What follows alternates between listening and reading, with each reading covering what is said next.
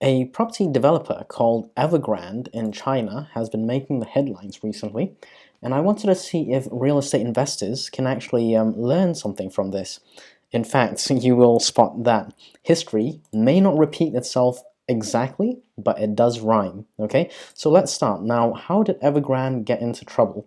Let's go back to the basics. Now, the three red lines is what caused Evergrande to hit some issues. Let's recap the three red lines quickly. Liability to asset ratio was reduced. Net gearing ratio of less than 100%. So this effectively over here, it's kind of like a loan to value. It's got to be less than 100%.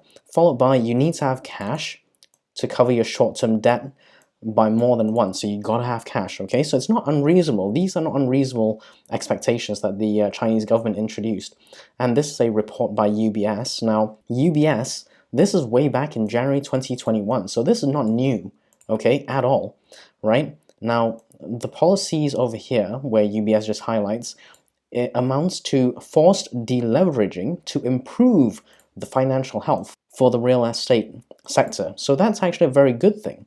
And the government is moving to address debt buildup in the sector.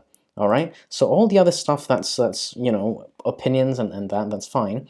But essentially, that's what Evergrande was expected to do: deleverage, have enough cash, and such. And this is an article. There's been many articles, but this one is on October 18th. So this is 10 months later or 9 months later.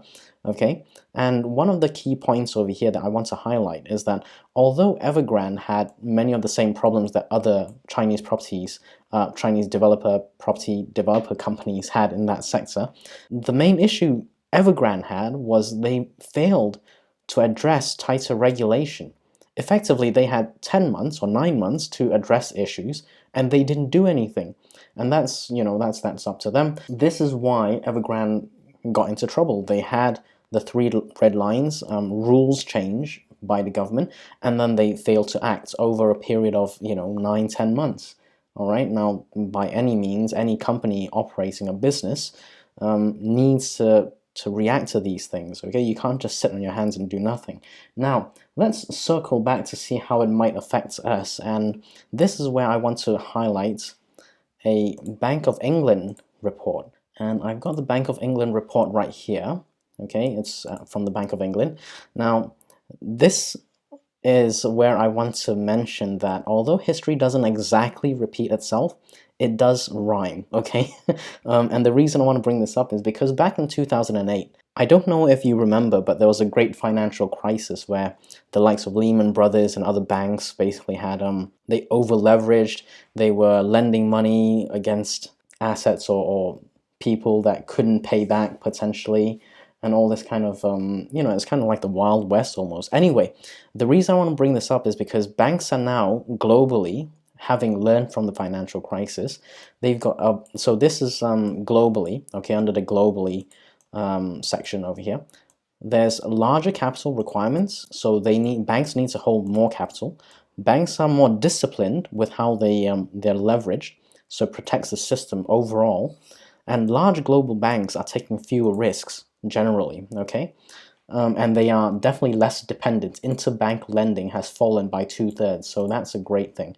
So we're less dependent on individual banks or banks dependent on each other. That's always a good thing. Now, UK specifically, you can have a read, but essentially it's a similar kind of thing.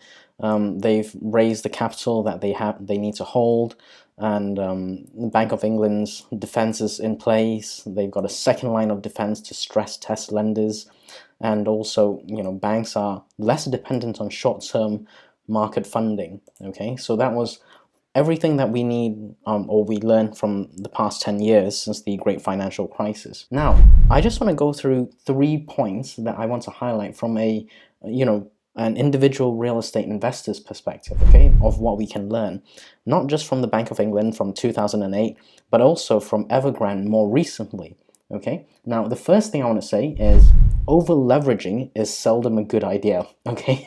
Now personally, I actually went from, back in the day, I was borrowing 90-95% loan to value. I didn't go all the way 100%, I know some people did, maybe even more, but I was at, you know, around the 95% mark.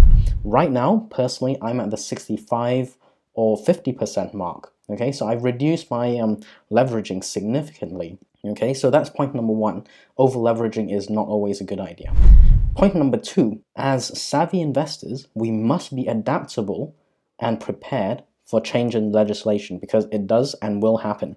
It did back in 2008 or 2009 after the Great Financial Crisis, and it's done in China with the Evergrande fiasco, where the 3 red lines were introduced by the government and it wasn't acted on by Evergrande. So we have to be prepared for legislation changes, all right? And the third and final point is something very important, is you must always have cash, just in case you need to cover your short-term debt, but also to adapt to rule changes like these. I hope you found this informative, and although history doesn't repeat itself, it does rhyme. Keep that in mind, okay? So I'm going to leave it there. I hope you have a great day, and I shall see you in the next video.